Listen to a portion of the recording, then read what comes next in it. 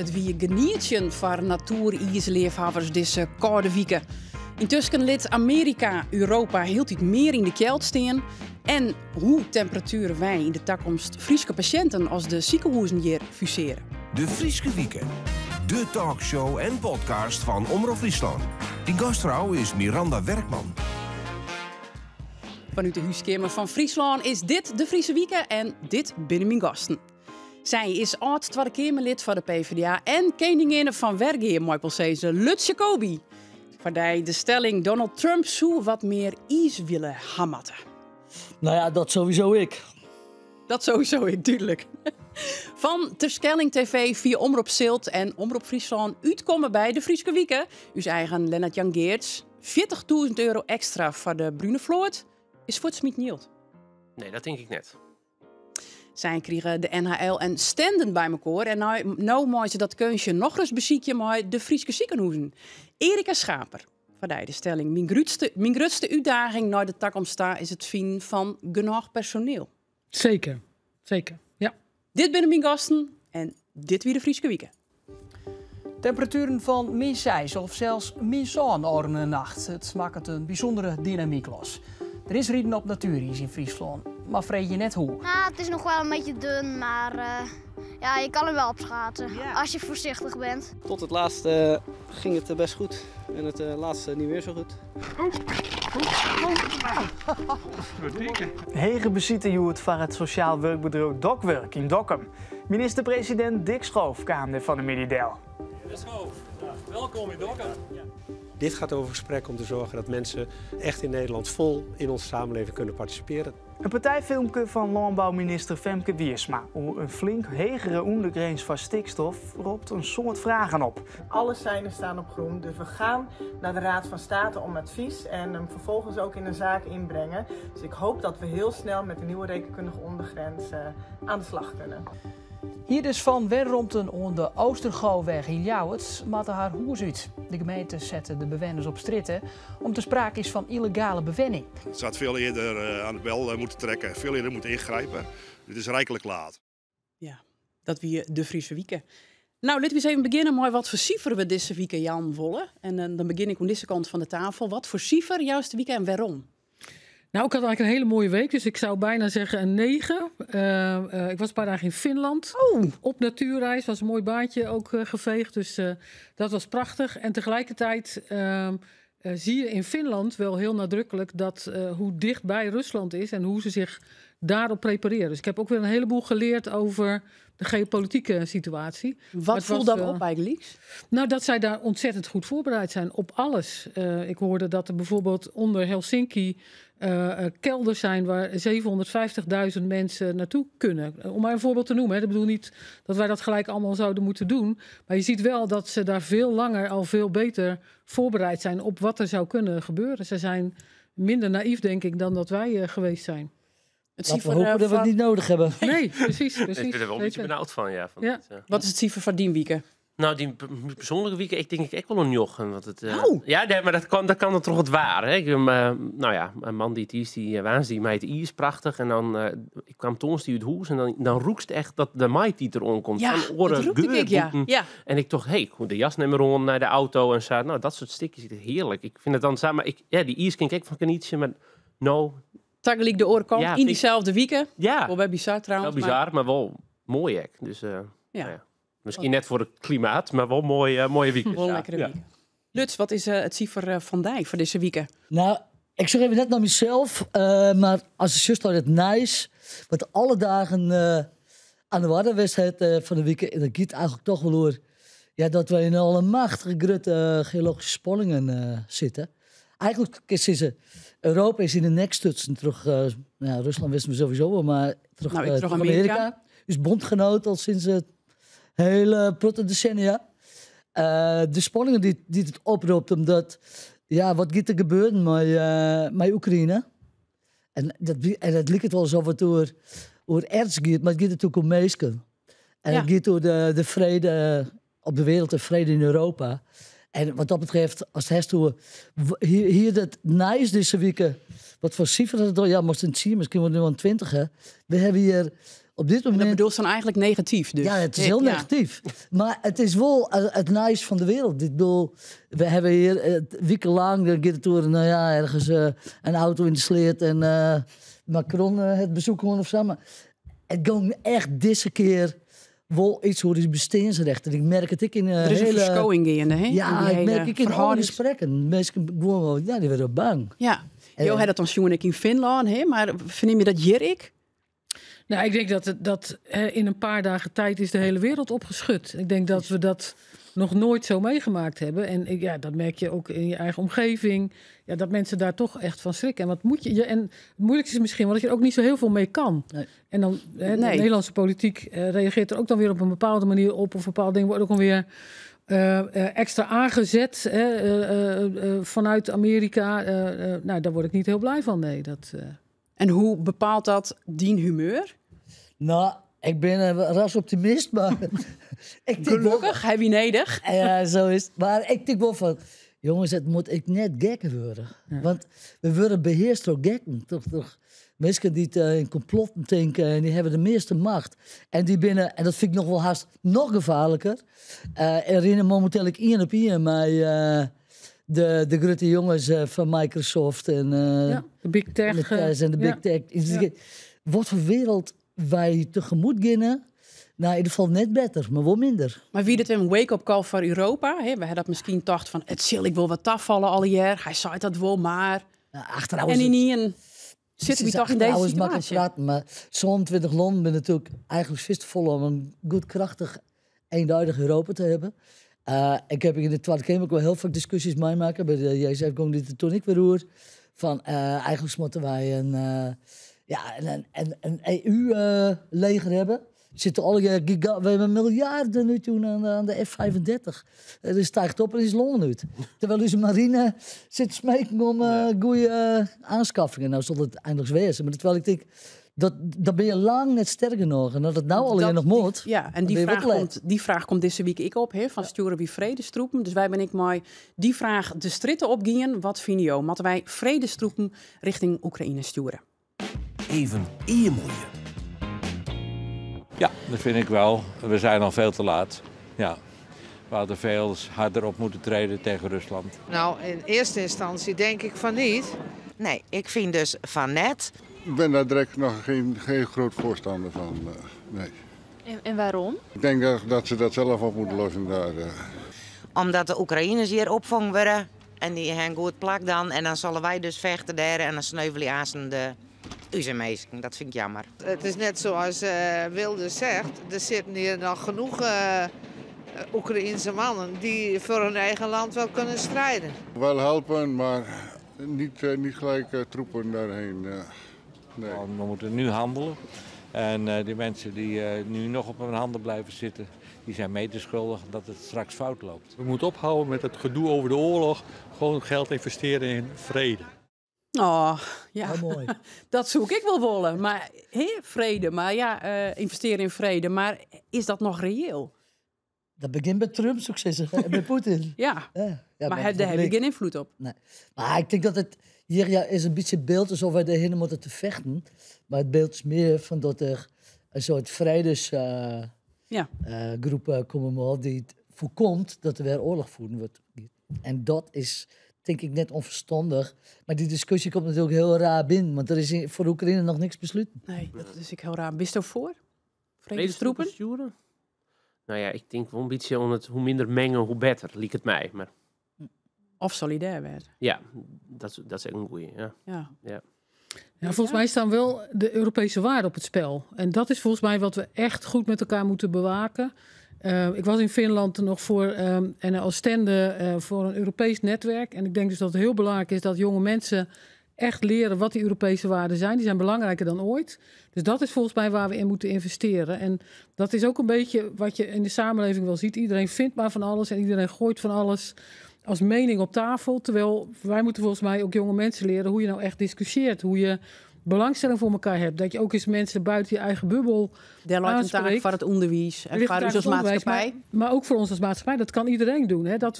We zijn veel te veel in ons eigen kringetje waar iedereen het wel met elkaar eens is. Maar weet je nou echt wat andere mensen denken en waarom ze dat denken? En Erika, je bedoelt van dat de democratie op het spel stiert. Dat is het vooral, hè? Ja, daar moet je eigenlijk ook voor stehen, toch? Ja.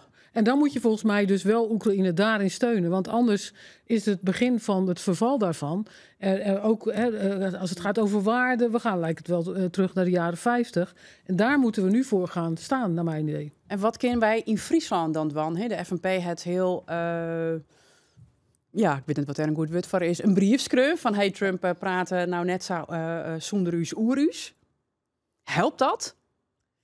Nou, ik weet net dat die brief te lonen komt. Maar ik denk net dat die helpt. Als Trump net is en Poetin ik net met de Europese leiders en sowieso met de Oekraïne praten willen, zoals ik net met de FNP praten willen. Nee, en aan de andere kant is het een soort statement natuurlijk van we moeten iets dwang, we moeten van uw jaren litten. Ja. Ik denk zelf dat ik ben aan een soort beteenskip, dat is jongeren en democratie. Bereik ongeveer 10.000 jongeren per jaar, maar de dag van de democratie, zeg maar. Daar leren ze van als het ideaal is in de wereld, hoe brengt ze dan verder? Het zou helemaal net zo gek wezen dat jongeren ik opstenen, Europa breed. Of ze is van Gittiroedi's toekomst. En dan? Opstaan en dan? Ja, nou, opstaan en dan. En ik denk, maar goede voorstellen komen. Dat is wat de Europese leiders dan moeten, hè.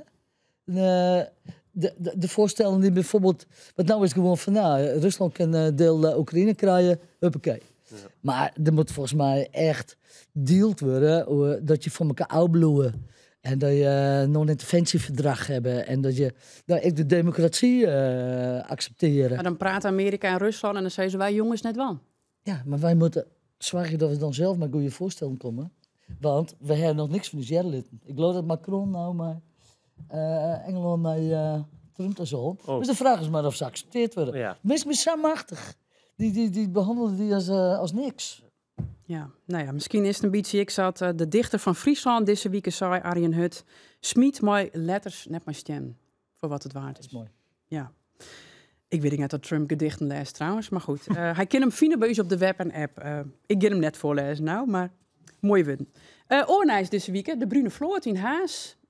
Als we maar even wat naar Friesland waarom brengen. Ja. €40.000. Ja, en uiteindelijk 50.000. Dus nog 10.000 bij. Ja, zeker. Ja. Ja, en dat kwam dan weer van u een oorpotje. De wethouder zei, daar hebben we bier voor verkocht in coronatijd. Dat is wel iets van een actie waar dat hield nog van oer is.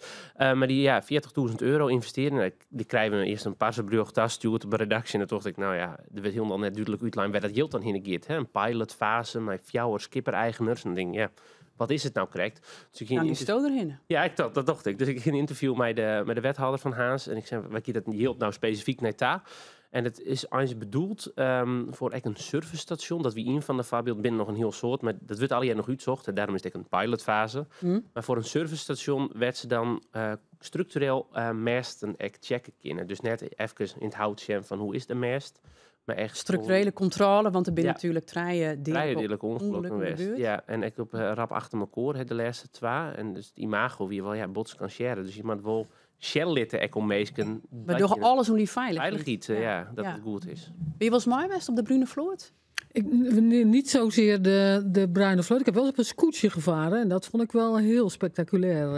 Dus ik vind het heel mooi. Ik ben niet een superzeiler of zo, maar het is wel heel mooi. En het ziet er altijd wel prachtig uit, de Bruine Vloot. Zoals die op de Waddenzee bijvoorbeeld vaart. Maar schrikken dan de ongelukken die er gebeurt binnen je Nee, nou ik vind natuurlijk veiligheid is super belangrijk. Maar het zou me er niet direct van weerhouden om mee te gaan. Maar het moet wel natuurlijk wel voor elkaar zijn. Want ongelukken die gebeurd zijn natuurlijk wel afschuwelijk.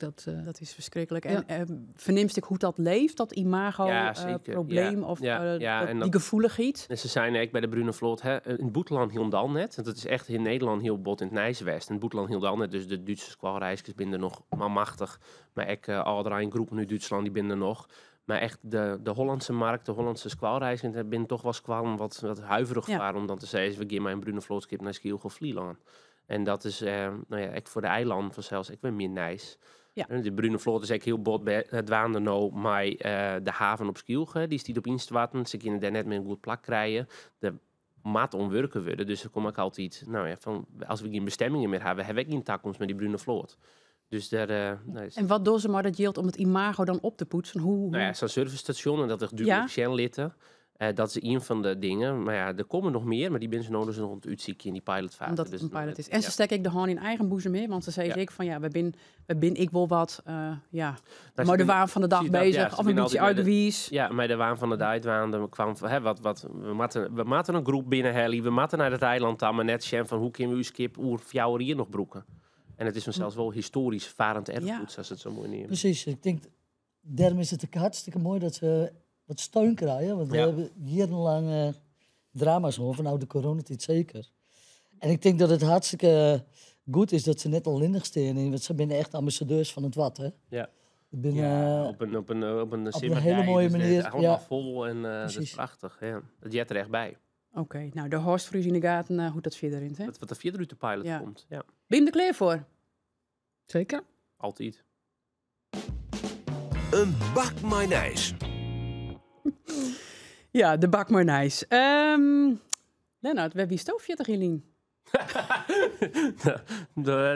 Op deze dag. Op deze dag, ja, geen idee. Nee. In de maak. Ja, nou, ik nog net. Ik ben 24, hè, dus nog 15 jaar ervoor. Ja, dat is ook een heel lang proces. Voordat er mooi resultaat komt. Ja. Dus wist je het nog, Jelien? Ja, ik werkte die tijd bij de GGD. Ja. En toen winnen nog 3 GGD, een Snits, Lauwert en Drachten. En de wie de geneeskundige hulpverlening, ongevallen en rampen weer zeg maar, in ontwikkeling. En toen winnen wij onderwijs met tekkers van Bedaat van Frentje naar Bedaat en zulke dingen. Ja, want ik ga door de Alsterre toch? Ja, zeker. En ik keek. Ja, oké. Dus we onderwijs met tekkers voor de Alsterre toch? Ja. Nou ja, dat is... ik bedoel, dat is een heel gedoe van politie, brandweer, GGD, ambulance en ziekenhuis. Ja.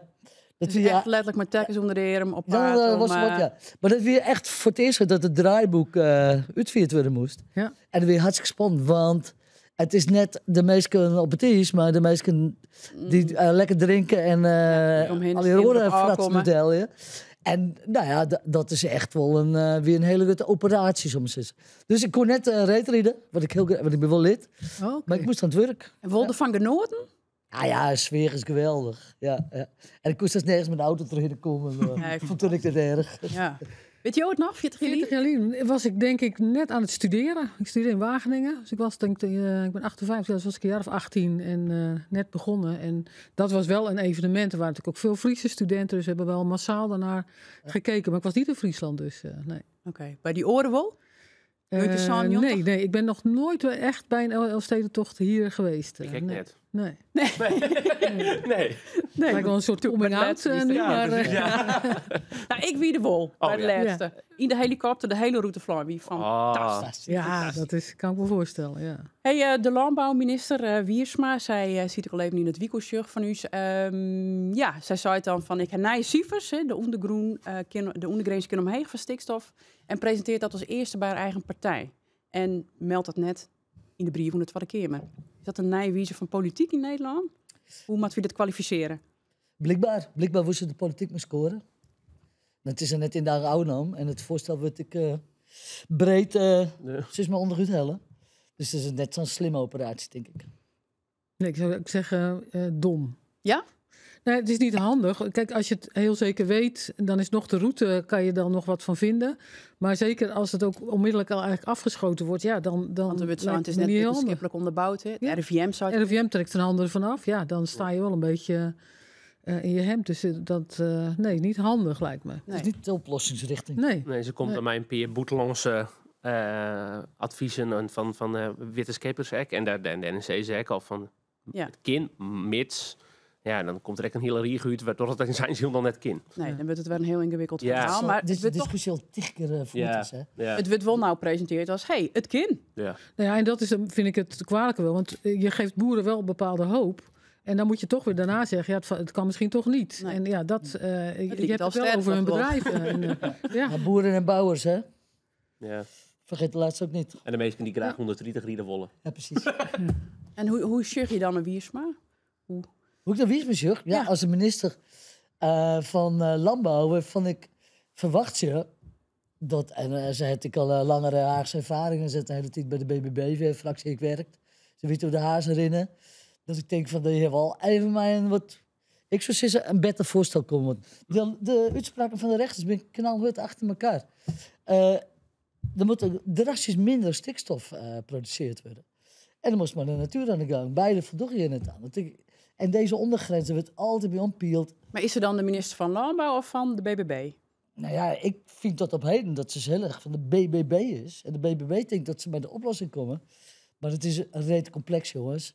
Ja. In 2006, toen ik in de Tweede Kamer kwam, werd er al plan van aanpak stikstof. En dat werd toen al heel veel. Dat zou dan een bijna 40-jarig programma worden. Toen kwam Bleker en die zei stikstof bestaat niet. Toen heeft hij alles in de prullenbak gegooid. En daarna kwamen dus rechtszaken. En toen is ook de stikstof weer uiteindelijk weer politiek op de agenda kwam. Dat is al een heel lang verhaal. Is jullie een oplossing? Een uitkomst? Nee, volgens mij is het ingewikkeld, maar soms denk ik ook wel eens... Ik heb in mijn tweede baan was met jonge boeren, het Nederlandse Grijs Jongerencontact. Ook toen speelde al de discussie over stikstof, over fosfaat. Soms denk ik ook wel eens, begin nou eens ergens. Want er zijn toch ook heel veel bedrijven zonder opvolger. Dus begin ergens ervoor te zorgen dat er minder stikstof geproduceerd wordt. Want uiteindelijk, door alle discussies die er nu zijn, gebeurt er nog steeds veel te weinig. Dus dat gevoel begrijp ik ook wel eens. Als er een makkelijke oplossing was, dan was hij al wel op tafel gelegd. Dat is natuurlijk niet zo, dus we moeten er niet te makkelijk over denken. Maar het alsmaar blijven discussiëren of uiteindelijk best goede plannen weer van tafel halen, dat helpt natuurlijk niet. Nou, één ding is wel heel erg zeker, denk ik, dat toen ik in de Kamer kwam weer van het CDA, Veerman, die al zei, de wijze waarop wij hier de intensieve veehouderij hebben, die mensen hebben geen loon, dus geen loonverwerking. Die kunnen wij heel veel stikstof hier, de mest op de bouwgroen en alles brengen. Dat is een net meer haalbare kaart. Dat is het loon gewoon net groot genoeg voor, net geschikt genoeg voor. Die vorm van landbouw, die houden wij net vol. En nou willen ze weten. Ik ben op werkbezoek geweest in Horst aan de Maas. We plakken 3 keer de Hemmerik hier in het stuurterrein. Het is alleen nog maar bio-industrie. Er werkt net mees. Het is allemaal fijnstof. Ik denk, amahula, maar als wij hier de zaken eruit snijden, dan het noordelijke deel met de veeteelt volgens mij weer volle meer ruimte. Maar er zitten zoveel belangen achter. De belangen van veevoerindustrie, onderschat die net. Dat wij, de ZLTO en de LTO, de noordelijke LTO, die heb ik hele oren belangen. Al je politiek. Nou ja, dat is ook wel economische belangen, bedrijfsbelangen. En als je daar net als overheid, het is maar heel duidelijk in opereren, dan krijg je dit gegriem, om het zo te zeggen. En uiteindelijk is het iedereen de klos. Nou, als we het dan nog even hebben over Frits Bolkestein. Verstoorn, deze week. Ik van mijn tijd. Ik van die tijd, ja. Nee, jammer. Is er een herinnering hoor, of een beeld? Nou ja, van het LOS-nijs van Onroende Wieken, maar via net. Nee. Hoe maak je hem herinneren? Nou, als een beetje mijn beeld in ieder geval, een beetje een formele man. Met soms wel een beetje dwarse ideeën. Totaal niet mijn politieke kleur. Dus ik heb er niet bijzondere warme herinneringen of zo aan. Maar het was wel het was wel een gerespecteerde politicus, dat zeker. Had hij iets budget op een kaart zet? Hij is bekend als de politicus die de immigratie op de agenda zet. Net. Ja, en dat is hem toen net in dank aan, maar de discussie is wel verloren. Ja, ik denk wat dat betreft kan hij wel weer. Ja, dat kan niet, maar... Nee, dat is nou te les. Het speelt weer al hier. Ja, ik heb hem net persoonlijk ken ik hem wel eens in een nieuwspotje, maar het is een man die wel heel erg trots door de wereld ging. En dat wel een karakter. Ja, maar dat vind ik altijd wel stoer. Hè? Dat vind ik sowieso meestal werk wel van haar. Die kennen het net zo volle skillen wat nog van hun vindt. Die blue straight. En daar hoor ik wel van. Ja. Oké. Ja. Regengraad misschien wel. Oké. Denker soms, ja. Het is er 4. De vraag uit Den Haag. Bij de energietransitie moet het Rijk meer rekening houden met de regionale belangen en belangen in Friesland. Meer omdenken voor de regionale belangen, zei Auke van der Goortje, lid van de Eerste Kamer van de Onafhankelijke Politiek Nederland. Ja, is dat zo? Willen wij nou wat vierten hier in het noorden, dat het gaat door die energietransitie? Ja, mijn beeld is, en dat vind ik nooit zo'n slimme vorm van politieke. Dat klinkt een beetje als een soort Calimero van wij binnen de Rik nog. Ja. Terwijl ik denk dat het noorden, maar de Eemshaven, Wij profiteer ik. De hele goede energietransitie die van de Noordzee komt. Nou ja, de leidingen en voor de ik denk dat het gas was uit het stront van Hindus en Kaaiers was de energie van Moitse kist. Energie uit Zoet-Zout, bij de Waddenzee, het is maar nog een heel groot proefstation stiert. Die ben je volgens mij een hele putte echt iconen. Dat vond ik steeds Auke van der Goort. Lees het daar op de tafel en wees een grutskop. Ja. Nou, volgens mij volle beter. Ja. Wat vies je? Nee, dat idee kijk wel een beetje. Hè. Net het idee dat we achtersteld worden. Dus we heel soort omtinken van... Maar er wordt aan de andere kant, kijk, er wordt van alles buizen bij. Hellen de Mike wat je nu steen. Ja, nou ja, die discussie de stroomkabel naar Schiermonnikoog of iets, want het energieveld erboppen met de Wiemoen, de hersenwos zijn van Schiermonnikoog en net een aftakking krijgen, dat er net weer een losse kabel naar het eiland daar groeven wordt. Nou, dat kun je niet denken. Daar heeft wel direct profijt van die Wiemoen die boppen die eiland steen. Daar kan ik wel in komen, maar ik heb net het idee dat we heel erg achtersteld worden. Ja, ik denk wel dat je soms wel op moet. Volgens mij is Friesland een ontzettend innovatieve provincie, waar we een deel ook echt goede oplossingen hebben als het over energietransitie gaat. Maar soms moet je ook wel nadenken dat de energietransitie als zodanig op het platteland vaak wel anders plaatsvindt dan bijvoorbeeld in de stad. En dat we wel rekening moeten houden dat er voor sommige mensen, als sommige inwoners, andere dingen nodig zijn dan dat je in de stad hebt. En dan kan ik me wel voorstellen dat die kant wel eens wordt vergeten. Want energiearmoede is er natuurlijk net zo goed hier ook. Dus niet vanuit de Calimero, maar wel dat, en dat geldt voor meer dingen, dat dingen in de wat dunbevolktere gebieden op het platteland soms wat anders werken. En dat niet alles in Den Haag bedacht moet worden, want niet alle maatregelen passen hier. Maar niet vanuit Calimero, want dat doen we onszelf tekort, want we zijn ook een deel van de oplossing. Maar zo is dat. Vanuit Den Haag denken, dat Bart wel hield iets vaker. Het idee, hè, dat ik wel eens bij inkomsten gewoon op skiel gehoord iets, dat ik toch van, nou, je hebt geen idee hoe het hier werkt. Nee, precies. Nee, dus meer mijn mensen praten in steeds van een oer. Ja. We zullen het hebben over de zwarg. Want zo'n zo'n weekend is het nou heen dat je de scepter zwaaien bij Frisius MC, de fusie tussen het MCL en Tjongerskans op het Jereveen. En deze week kwam je naar boeten met een hele duidelijke boodschap. Friesland rekt behandeling kwijt als die ziekenhuiszorg net ooit georganiseerd wordt. Geen tijd te verliezen. Ja. Nou, stel je voor, ik ben nou zo'n weekend en we zitten zo'n letter weer om deze tafel en ik zei, wat heb je nou van me krijgen, zo'n letter? Ja, dat is wel een belangrijke vraag. Want waar we het net over hadden, als je kijkt naar bijvoorbeeld die volumenormen, dat zijn oncologiebehandelingen, daar moet je een bepaald aantal van halen. Dat is niet een gekke gedachte, want dat heeft ook met kwaliteit te maken. Ja. Precies. Maar het is natuurlijk wel veel moeilijker om die aantallen in Friesland of in Noord-Nederland te halen dan dat in de Randstad is. Dus dan zie je dat je hier heel makkelijk in een soort verstraling terechtkomt. Je raakt zo'n behandeling kwijt, je raakt die kennis kwijt, dan word je minder aantrekkelijk als werkgever om te komen werken, voor artsen, voor verpleegkundigen. En voor je het weet zit je in een soort spiraal van verstraling. En wat ik heel graag zou willen is dat we in Friesland, Noord-Nederland, want het gaat ook buiten de grenzen, heel goed samenwerken, dat we zo goed mogelijk behandelingen in het noorden houden. Dat we wel, de transitie van de zorg is nodig, dat we concentreren op bepaalde plekken. Dat we heel goed kijken wie waar goed in is en dat we dat versterken. Zoveel mogelijk de concurrentie eruit halen. En dat we de zorg zo organiseren dat het en dicht bij mensen is, maar ook dat we de hoogwaardige zorg wel in de benen houden. Dus het zou heel mooi zijn als we die, ik noem het bijna... Dus Oesaan hier, dan is het...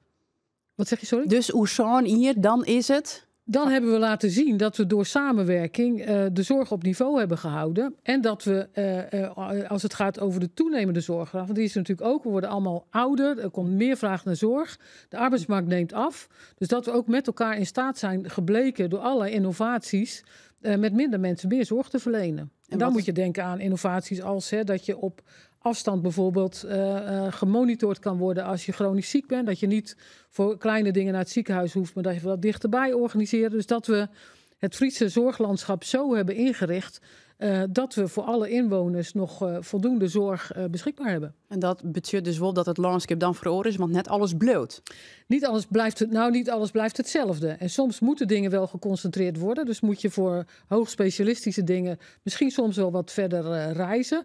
Maar tegelijkertijd, als je dan zorg dichtbij kan organiseren, bijvoorbeeld samen met de eerste lijns zorg of de anderhalfde lijns, dat je meer in gezondheidscentra dingen kan doen. Ik was vandaag in Heerenveen en daar doen we bijvoorbeeld een aantal dingen op het gebied van orthopedie bij Sportstad Heerenveen. Nou, dat is een voorbeeld. Doe je dat daar, dan zit je dicht bij mensen die daar gebruik van willen maken. Hoeven mensen niet ver te reizen, maar dus wat dichtbij kan dichtbij. En wat echt heel hoog complex is, dat concentreren om daar voldoende volume te halen. Maar dat hoogcomplexe kan wel blauwen in Friesland, of maak je grutter tinken? Je moet soms groter denken en er zullen ook wel eens dingen naar Groningen gaan bijvoorbeeld. Maar als we dat goed met elkaar... En daar moet je dus ontzettend oppassen dat je niet die kennis kwijtraakt. Maar stel dat je dan ook bijvoorbeeld met het UMCG goed samenwerkt, en die staan daarvoor open, dat je wel kan kijken, kunnen we dat dan met elkaar doen? Kunnen vakgroepen samenwerken, zodat je ook die kennis wel beschikbaar houdt, ook voor Friesland. Dus zo moet het volgens mij. Nou spelen een heel aantal Ierlien Friesland voor uit, waarin datzelfde eigenlijk bezocht is. En dat is net slagen heen. 2018 de derde stekker uit Lutsen. 4 faillitiet. Maar ik neem aan dat je nou in die eerste gesprekken misschien wel te jaren krijgt van dat slagen doen net om die reden. Nee, dat heb ik eigenlijk nog niet zoveel gehoord. En wat dat betreft is er voor mij ook wel een soort nieuw momentum om te kijken, welke kant kunnen we met elkaar op. Ik merk wel dat ook in Noord-Nederland dat iedereen wel open staat voor die samenwerking. Dat geldt voor het UMCG, dat geldt voor Martini. Is de urgentie dan grutter? De urgentie is groter, absoluut. Want het personeelstekort wordt nu gewoon gevoeld. Wij hebben code oranje? We hebben nu 200 vacatures openstaan in de zorg. En dat worden er nog steeds meer. Dat is 600. En dat zijn soms ook... Maar vernemen wie dat nou al? Ik vreeg een code oranje, maar is dat een... Nou, je ziet bijvoorbeeld in Heerenveen, met regelmaat zie ik dat. Dan krijgen we weer het bericht, het is nu code oranje. We raken bijna vol. Dan wordt het op een gegeven moment code rood. En dan kunnen er geen mensen meer opgenomen worden. En later in de avond wordt dat dan weer groen. Dat is onze dagelijkse realiteit. Dus dan denk je dat je een ziekenhuis dichtbij hebt, maar dan blijkt dat er op enig moment dat het vol is.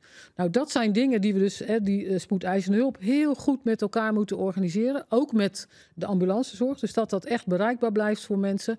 Maar dat je dus wel... het ziekenhuis ziet er over 7 jaar anders uit. Nu hebben mensen daar een beeld bij. Een groot gebouw, veel witte jassen, een grote parkeerplaats erbij. Bij sommige dingen zul je dichterbij hebben. In bijvoorbeeld een gezondheidscentrum. Of neem het voorbeeld van Sportstad Heerenveen of van Harlingen. En sommige dingen zijn wat verder weg. In een kleiner gebouw misschien wel. Maar wel met een hoge kwaliteit van inrichting daarin.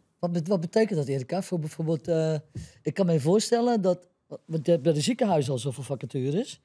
Maar de huisartsen zullen in de toekomst ook niet heel breed meer beschikbaar zijn.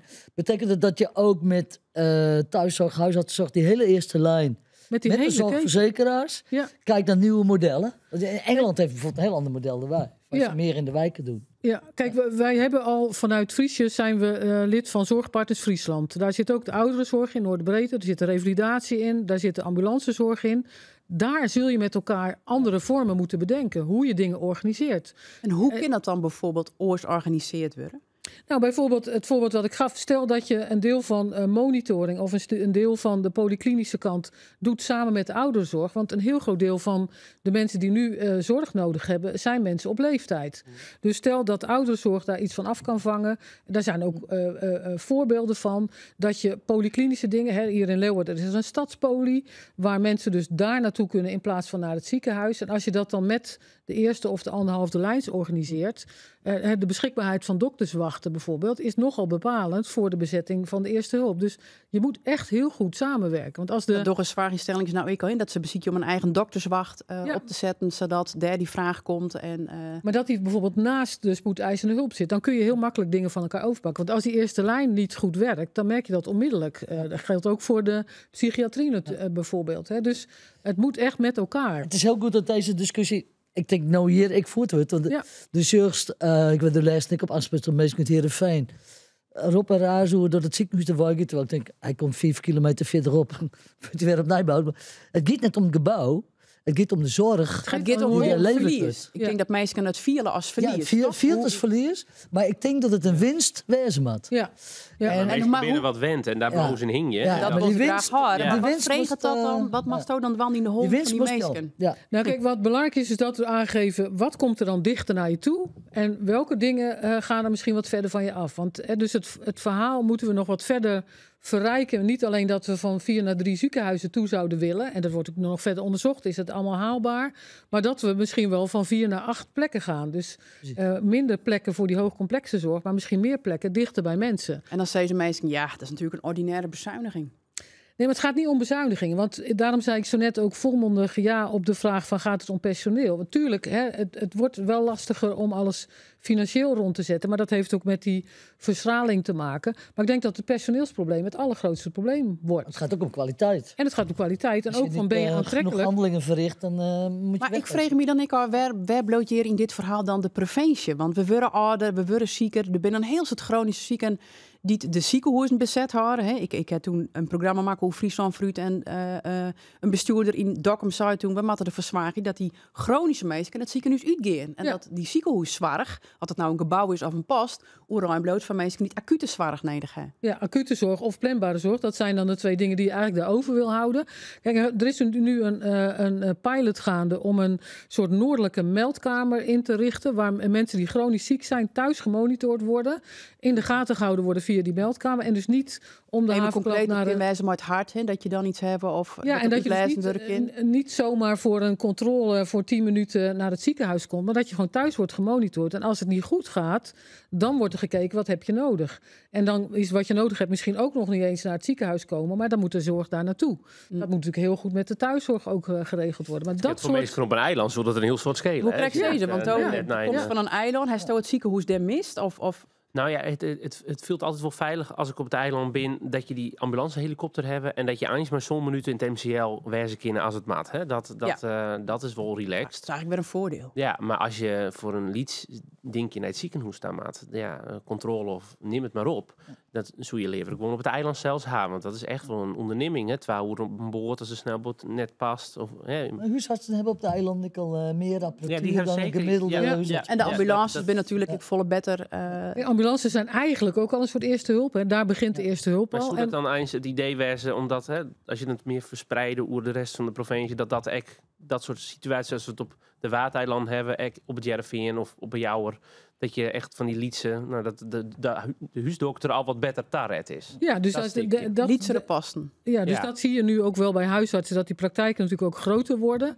Ja. Dat ze daar ook meer samen doen, hè, dat het niet meer eenmansposten zijn, dat je daar een deel van de hulp kan doen. En als je dan een soort gezondheidscentrum maakt waar je ook een arts kan zien, of waar er kan natuurlijk ook heel veel met online consulten, dat wordt ook al gedaan, of meekijkconsulten, dat een specialist met een huisarts meekijkt, dan kun je al veel meer in die huisartsenzorg oplossen.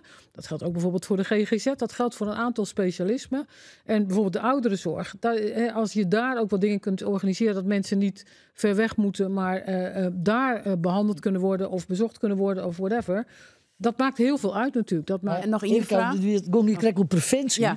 Ik ben nooit GGD-directeur, dan bron ik natuurlijk wel even los. Ja. We zijn nog heel even. 3% van de kosten van onze zorgkosten geeft maar nooit preventie. Ja.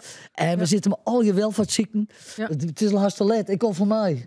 Nee, het drinkt gewoon nog een glasje water, het komt helemaal goed. Maar het is wel een goede vraag. Wat ik er zin wil, is dat je hier nog een hele winst te halen kennen. Ik juist als de zorg dichter bij de meesten georganiseerd is, om echt mooie preventieprogramma's te werken. Kijk, volgens mij, het is een heel terecht punt, Lutz, want we zullen ook die toestroom naar de zorg moeten beïnvloeden. En dat kan natuurlijk met preventie. Ja. En dan zie je dat ons zorgstelsel, dat weet je ook, daar eigenlijk helemaal niet goed op ingericht is. Want wie betaalt nou dat preventiegesprek? De zorg wordt afgerekend op het aantal behandelingen wat je doet. Zorgverzekeraar zegt, ik betaal geen preventie, want dat is de taak voor de gemeente en voor het Rijk. Maar dan moeten we dus met gemeente, met provincie, daar moet je het over hebben. Hè. Hier in Leeuwarden speelt is het programma Leeuwarden Oost. Daar moet je met de zorg op aanhaken om te kijken, kun je in leefstijl van mensen interveneren? En dan moeten we dus kijken wie dat betaalt. Daar moeten we met z'n allen naar kijken. En daar zou ik ook zeggen, maak met elkaar een Friese aanpak. Want hier past dat ook met gemeenten. met alle belanghebbenden. Laten we dat echt met elkaar doen. En dat probeer ik dus ook de discussie daarover nog beter te gaan voeren. Er zijn allerlei voorstellen. Er zijn heel veel pilots. Maar wat gaan we nou echt groot maken? In je laatste vraag, wat is het grootste obstakel, denk je, in dit hele proces? Uiteindelijk zijn dat de schotten tussen de verschillende vormen van zorg. We hebben al wel Zorgpartners Friesland, dus daar kunnen we al dingen anders doen. Maar het stelsel maakt dat ingewikkeld. Maar daar moeten we ons niet door van de wijs laten brengen en het gewoon gaan doen. Oké. En als wij nou ook moeten zoenblowen, dan scheelt dat natuurlijk. Ja, dat is sowieso het beste. Dan wie dit een Frieske weekend, dan is nog mijn laatste vraag. Wat doorstoot dit weekend? Nou, morgen we met de boot naar huis, naar Schielge. En dan snijden we weer om. Dat is het weekendplan. Nee, ik heb nog opnames op Schielge over Oerol en toeristenbelasting. Die met een nou toeristenbelasting betalen. Dus dat wordt nog een hele kostenpost. Dus dat is nice voor nieuwe weekend, zal ik dit weekend maatje. Oké, heb je hier ambitie yet? Lut, wat wordt in die ieder geval met mijn broers en zussen naar het Joop Huisman Museum, Helmantel en Huisman. Ik zou zeggen, als je me even tijd hebt, doe het ik. Leuk, hartstikke leuk.